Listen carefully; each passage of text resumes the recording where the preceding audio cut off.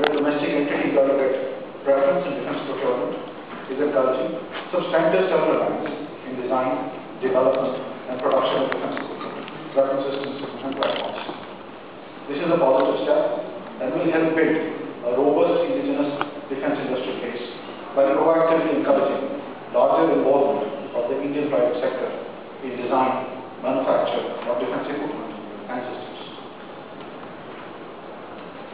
A nation's sovereignty rests on the pillars formed around the security of its borders and internal supply.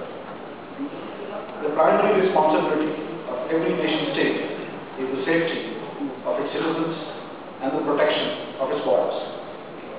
Governments must therefore use all capabilities in the country, including those in the private sector, to tackle this challenge.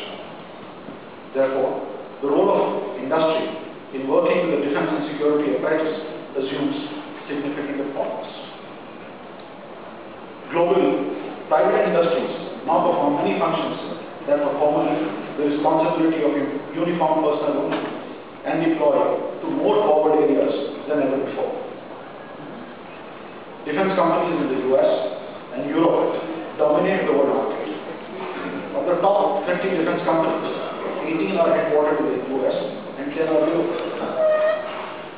These democratic superpowers have long understood and built these private industries to augment their regular military forces in support of their national foreign policy and security needs.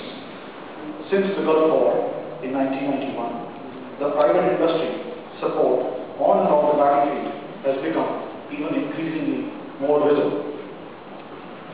These governments have promoted private defense industry as a part of their acquisition reform policies to help control costs, promote efficiency, and boost the economy